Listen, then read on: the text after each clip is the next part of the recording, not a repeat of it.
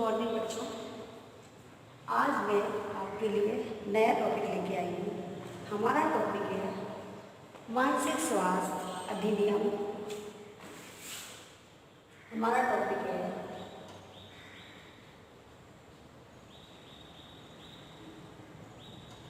मानसिक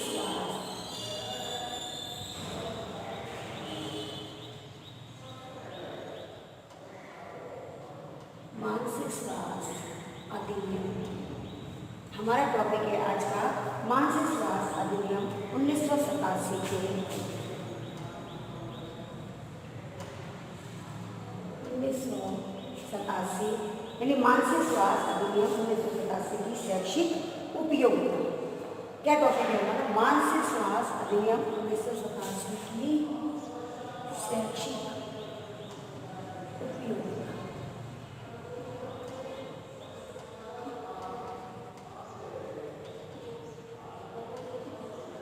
आज हम आपको ये टॉपिक लेके आए हैं, मानसिक स्वास्थ्य अधिनियम 1987 की शैक्षिक उपयोगिता, यानी एजुकेशनल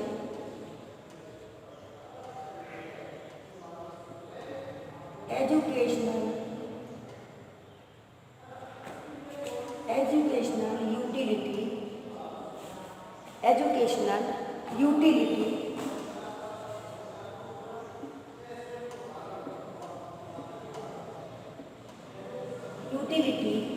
of mental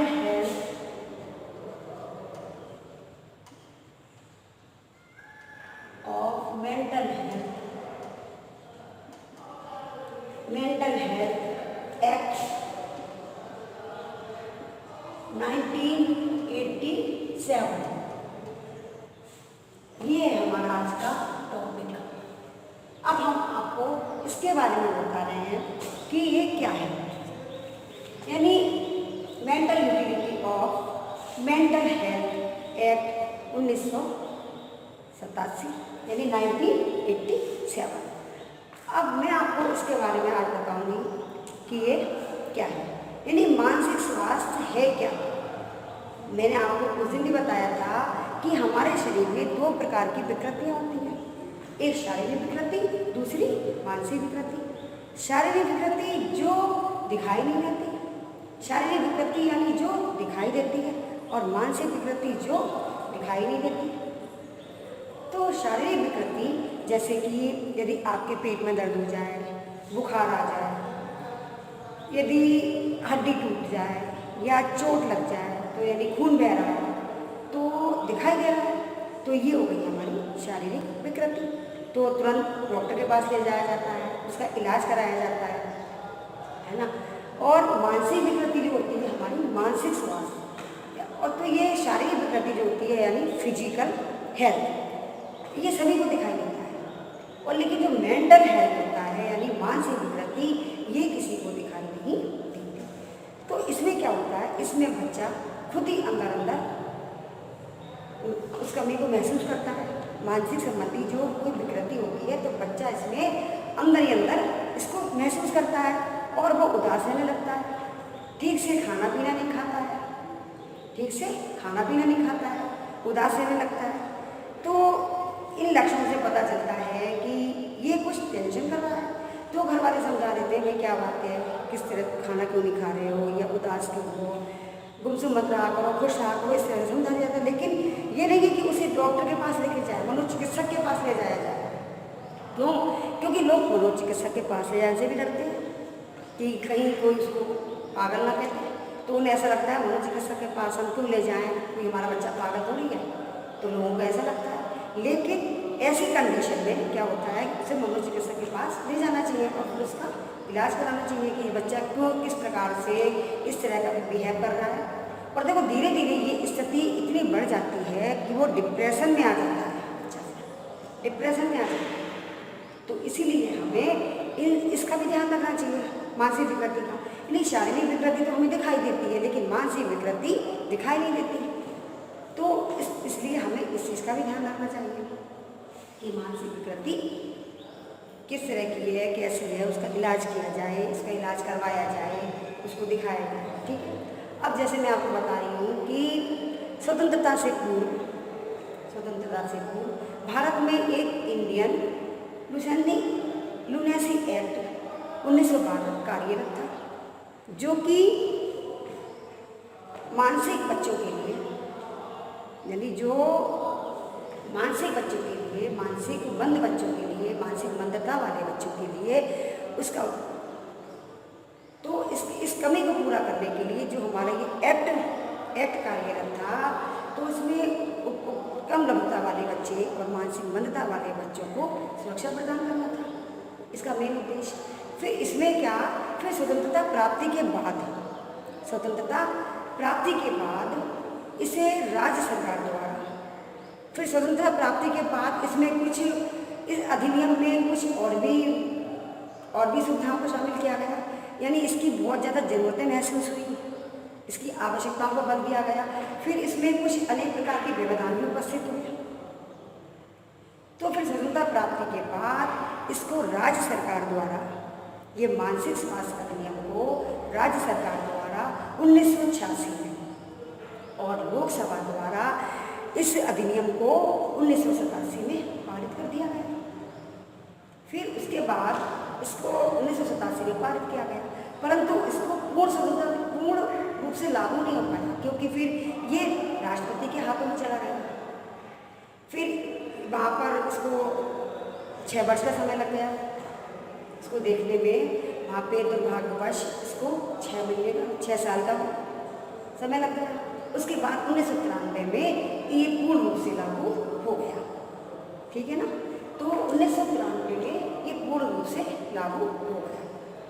अब 1987 का जो था ये मानसिक स्वास्थ्य अधिनियम, जो मैंने उस दिन आपको इसका अध्ययन कराया था, 1987 का जो अधिनियम था, इसमें अनेक प्रकार की अच्छाइयाँ भी थी और इसमें अनेक प्रकार की अच्छाइयों के साथ साथ कुछ विद्वानों ने इसकी आलोचना भी की, कुछ विद्वानों के द्वारा इसकी आलोचना भी की गई। अब मैं आपको इसके बारे में, इसकी शैक्षिक उपयोगिता के बाद मैं इसकी आलोचना के बारे में आपको बताऊंगी कि विद्वानों ने किस प्रकार के तर्क प्रस्तुत किए, जो इसकी आलोचना की गई, ठीक है ना। तो फिर इसमें कई प्रकार के विद्वानों ने कई प्रकार की इसमें आलोचना भी की।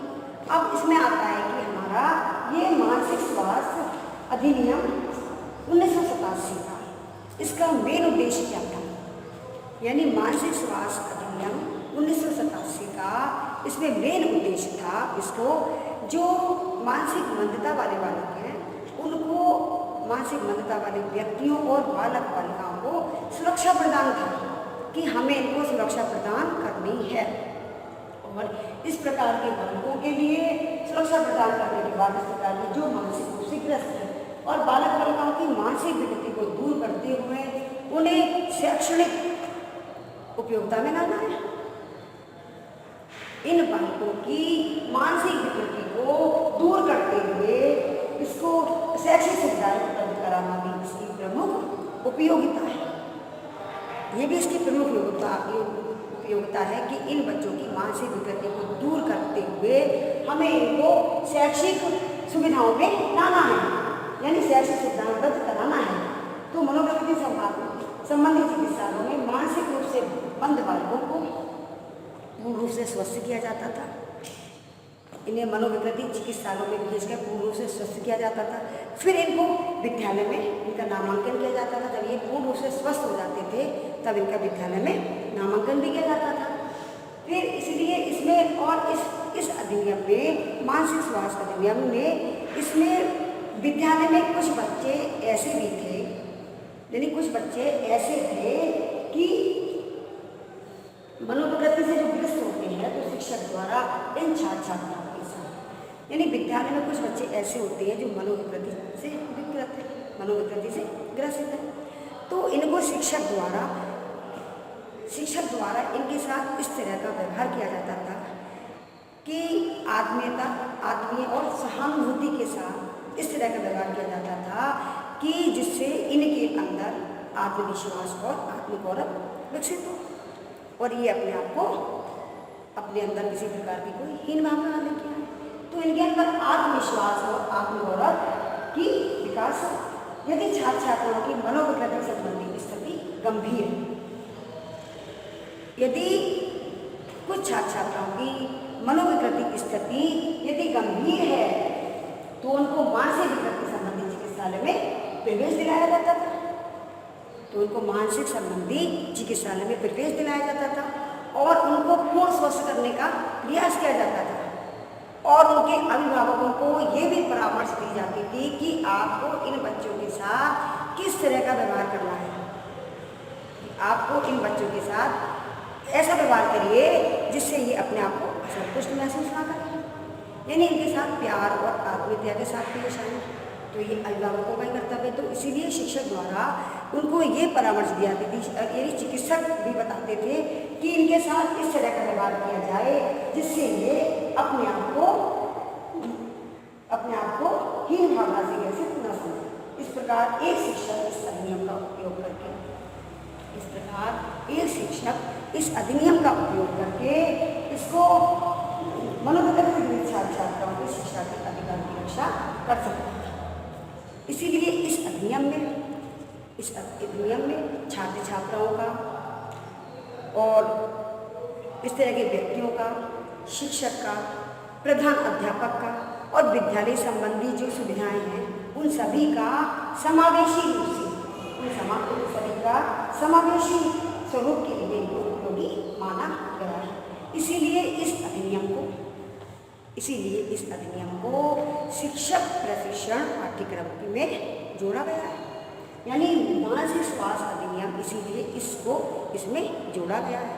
अब हम आज आपको बताते हैं इसके बारे में क्या है कि अब इसमें हम बताते हैं आपको मानसिक स्वास्थ्य अधिनियम 1987। ये तो मैंने आपको इसकी उपयोगिता बताई कि इसकी शैक्षिक उपयोगिता क्या है, यानी इन बच्चों को मनोविकृति चिकित्सालयों में प्रवेश दिलाकर उनको पूर्ण रूप से स्वस्थ बनाकर फिर उनको विद्यालय में उनका नामांकन कराना है, जिससे वो जब पूर्ण रूप से स्वस्थ हो जाएंगे वो विद्यालय में पढ़ने के लायक हो जाएंगे। पहले तो इनकी चिकित्सा जरूरी है, मनोचिकित्सकों द्वारा इनकी चिकित्सा करा के फिर इनको विद्यालय में प्रवेश दिलाएंगे पूर्ण रूप से स्वस्थ कराने के बाद। अब हमारा आगे आता है कि मानसिक स्वास्थ्य अधिनियम 1987 की आलोचना। अब हम आपको ये बताते हैं मानसिक स्वास्थ्य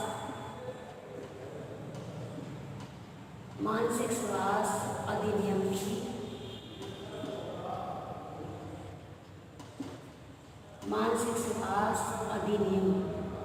की आलोचना।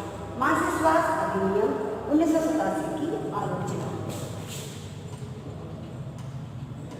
1987 की आलोचना।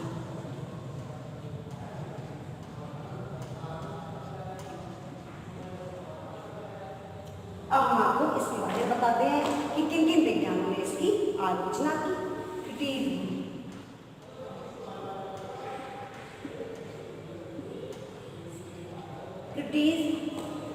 मेंटल स्वास्थ्य, mental health act 1987, disease of mental health act 1987, यानी मानसिक स्वास्थ्य अधिनियम 1987 की आलोचना करते हुए अनेक विद्वानों ने अपने तर्क प्रस्तुत किए। अपने तर्क प्रस्तुत करते हुए उन्होंने इस मानसिक स्वास्थ्य अधिनियम 1987 की आलोचना भी की है। अब इसके मुख्य बिंदु हैं मैं आपको बताती हूँ। जैसे 1987 की नीतियों के उपेक्षा, जैसे इसमें आता है नंबर 1 1978 की नीतियों की उपेक्षा। 1978 की नीतियों की उपेक्षा,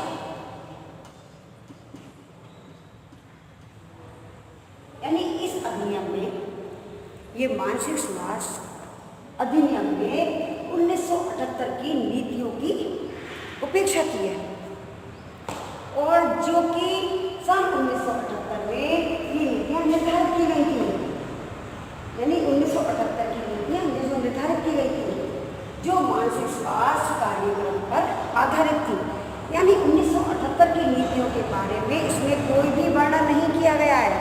इसमें कुछ अच्छाइयाँ भी थी, इसमें कुछ अच्छाइयाँ भी थी, लेकिन 1987 में इसकी 1987 में 1978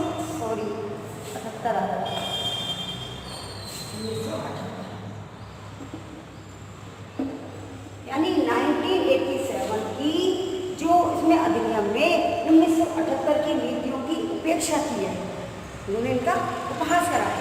जैसे कि जो हमारे इसमें इसका कोई भी वर्णन नहीं है, यानी 1987 वाली जो नीतियों में 1978 की नीतियों का कोई भी वर्णन नहीं है, जबकि ये मानसिक स्वास्थ्य अधिनियम में इसका भी महत्वपूर्ण स्थान था और ये इसमें भी अपना ये इस कार्यक्रम पर आधारित है। और दूसरा हमारा कानूनी व्यवस्था पर अधिक बल।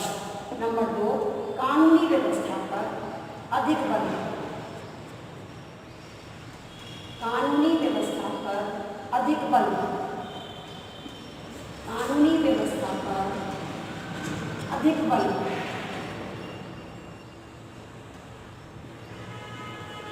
इस अधिनियम के तहत इसमें कानूनी व्यवस्था पर अधिक बल दिया गया है। मानसिक स्वास्थ्य अधिनियम में कानूनी व्यवस्था पर अधिक बल दिया गया है, जबकि उपचार के पक्ष में कोई बल नहीं दिया गया है। उपचार के पक्ष पर कोई बल नहीं दिया गया है, केवल कानूनी व्यवस्था पर अधिक बल दिया गया है। और जबकि एक मानसिक रोगी के लिए कानून से बढ़कर, जबकि एक मानसिक रोगी व्यक्ति के लिए कानून से बढ़कर उपचार ज़्यादा महत्वपूर्ण है, ये तो आप जानते हैं। तो लेकिन इसमें इस पर जो इन लोगों ने इसकी आलोचना की है, तो इसमें इन लोगों ने कानूनी व्यवस्था पर अधिक बल दिया है। अब हमारा अगला क्वेश्चन आता है परिवार WHO के परामर्श की अनदेखी। WHO के परामर्श की अनदेखी।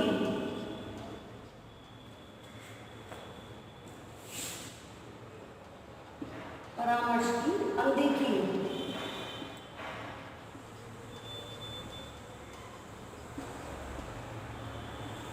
WHO के परामर्श की अनदेखी, यानी इस अधिनियम में, मानसिक स्वास्थ्य अधिनियम में WHO यानी विश्व स्वास्थ्य संगठन के परामर्श और सुझावों की अनदेखी की गई है।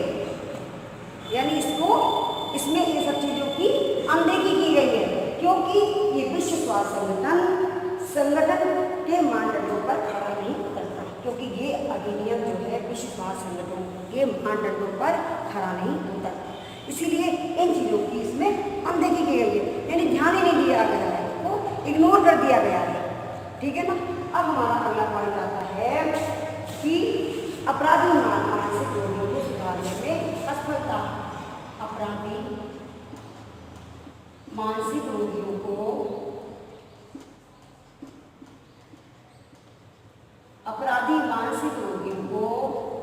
सुधारने में असफलता। मानसिक रोगियों को सुधारने में असफलता।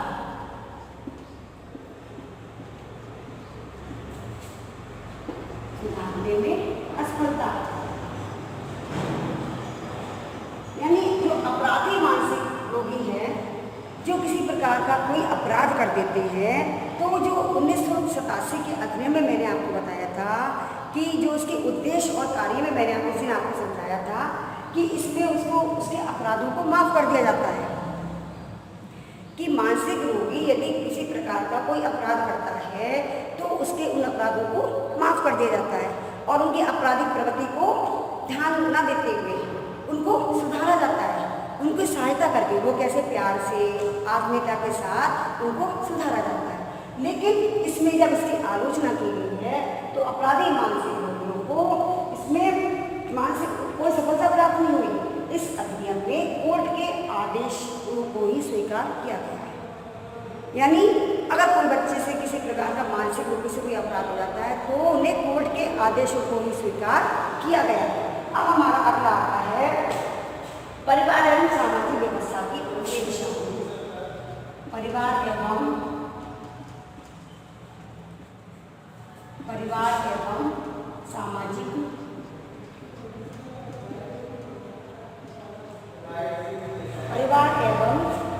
सामाजिक व्यवस्था की उपेक्षा।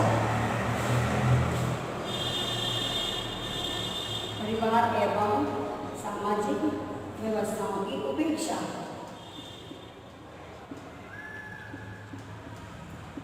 व्यवस्थाओं की उपेक्षा।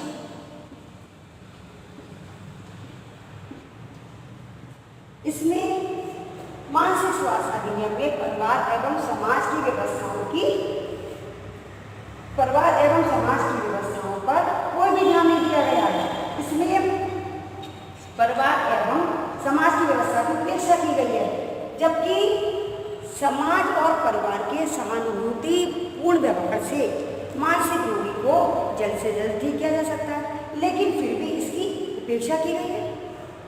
और जबकि परिवार के और समाज के सभी लोगों के ध्यान रखने से, उनके प्रति सहानुभूति व्यवहार करने से जबकि मानसिक रोगी को जल्द से जल्द ठीक किया जा सकता है, फिर भी इसमें इसकी आलोचना की गई है। अब हमारा अगला पॉइंट आता है लापरवाह परिवार एवं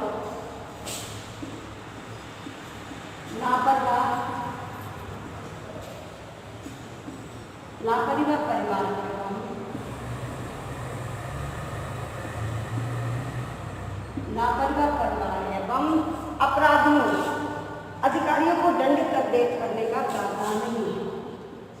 अधिकारियों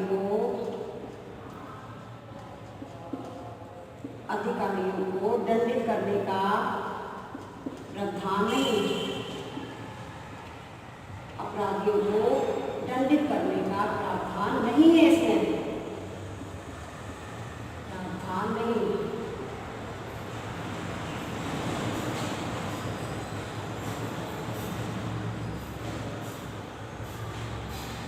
लापरवाह परिवार और अधिकारियों को दंडित करने का प्रावधान नहीं है, जैसे कि अनावश्यक रूप से इसमें कोई भी इसका प्रावधान नहीं था।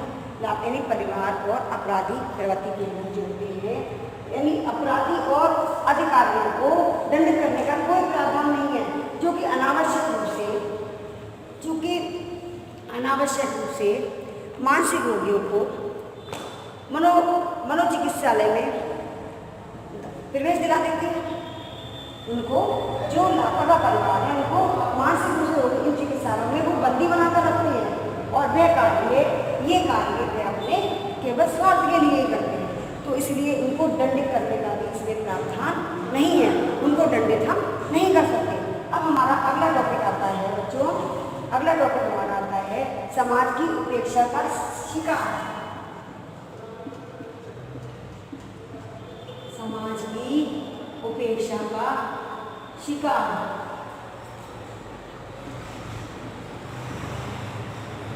समाज की उपेक्षा का शिकार यानी इसमें ये आता है, इस अधिनियम के तहत ये आता है कि यदि मानसिक रोगी को एक बार मनोचिकित्सालय में भेज दिया जाता है, उसको प्रवेश दिला दिया जाता है यदि, तो उसे वहाँ पर पागल घोषित कर दिया जाता है। यानी तो फिर वो क्या होता है, बच्चा मानसिक समाज की उपेक्षा का शिकार हो जाता है। यानी उसका उपहास बढ़ाया जाता है कि ये एक मतलब पागल है। यदि उसको मानसिक रोगी को सामान्य होने पर भी, यानी ज़्यादा उसे परेशानी नहीं है, यानी नॉर्मल रूप से कुछ मानसिक विकृति है, तो उसको भी यदि मनोचिकित्सालय में भर्ती करा दिया जाता है, यानी उसको प्रवेश दिला दिया जाता है, तो वो समाज की उपेक्षा का शिकार बन जाता है। तो इसमें ये बताया गया है कि, और ये अवधारणा बिल्कुल गलत है। अब हमारा अगला आता है चिकित्सालयों में देखभाल की कमी। नंबर 8, चिकित्सालयों में देखभाल की कमी। आप ये पॉइंट बता देना, चिकित्सालयों में देखभाल की कमी।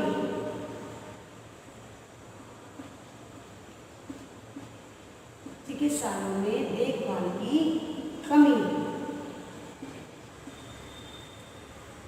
इस अधिनियम के तहत चिकित्सालय में कोई भी किसी प्रकार की उसको नहीं देखरेख होती है, यानी चिकित्सालय में प्रवेश दिलाने के बाद उसको देखा ही नहीं जाता है, उसका ठीक प्रकार से उपचार ही नहीं करा जाता। पहले तो वो चिकित्सालय में उसको प्रवेश करा देते हैं कि हाँ इसको चिकित्सालय में प्रवेश करा दो, फिर उसमें उनकी कोई देखभाल की व्यवस्था नहीं है, जबकि घर पर परिवार वालों के साथ उसकी देखभाल अच्छी तरह से की जा सकती है।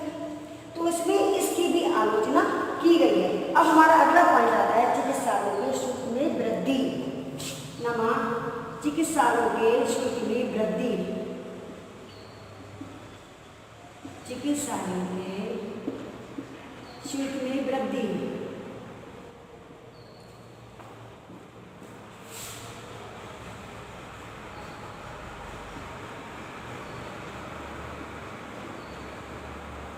चिकित्सालयों के शुल्क में वृद्धि। चिकित्सालयों के शुल्क में वृद्धि यानी इसमें इस अधिनियम के तहत चिकित्सालयों के शुल्क में उत्तरोत्तर वृद्धि का क्रम चल रहा है। चिकित्सालयों में मनोचिकित्सालयों में जो है मनोविकृति वाले चिकित्सालयों में शुल्क में भी उत्तरोत्तर वृद्धि का क्रम चल रहा है। जैसे अपने यहाँ सरकारी अस्पताल में भी देखो कि अब पर्चा ही 10 रुपये का बनता है, जबकि कहने के लिए ये गवर्नमेंट है। तो इसमें इसका भी शुल्क में वृद्धि हो रही है, लोगों से इसमें भी शुल्क लिया जा रहा है जो कि अनुचित है। अब हमारा अगला पॉइंट आता है परिवहन साधनों की कमी। नंबर 10, परिवहन साधनों की कमी। परिवहन साधनों की कमी।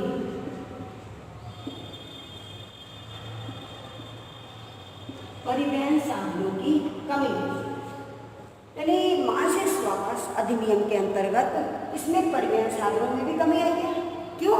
क्योंकि मनोविकृति वाले बालक बालिकाओं को चिकित्सालय में भेजने के लिए और उनको घर छोड़ने तक के लिए कोई भी परिवहन की सुविधा उपलब्ध नहीं है। इसमें भी कमी है। इस बात की भी इसमें आलोचना की गई है कि इसमें भेजने के लिए कोई नहीं, इस कार्य को पुलिस एवं स्वयंसेवी संस्थान द्वारा ही किया जा रहा है। यानी इस कार्य को ही पुलिस और स्वयंसेवी संस्थान द्वारा ही ये कार्य भी पूर्ण रूप से किया जा रहा है।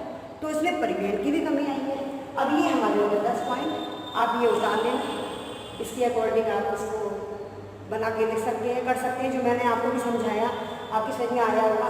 तो अब इन्हीं सबसे हमें क्या पता चलता है, यानी उपरोक्त विवेचन से क्या स्पष्ट होता है, यानी ये स्पष्ट होता है कि इसमें मानसिक स्वास्थ्य अधिनियम में 1987 मानसिक स्वास्थ्य अधिनियम 1987 में अनेक दोष हैं।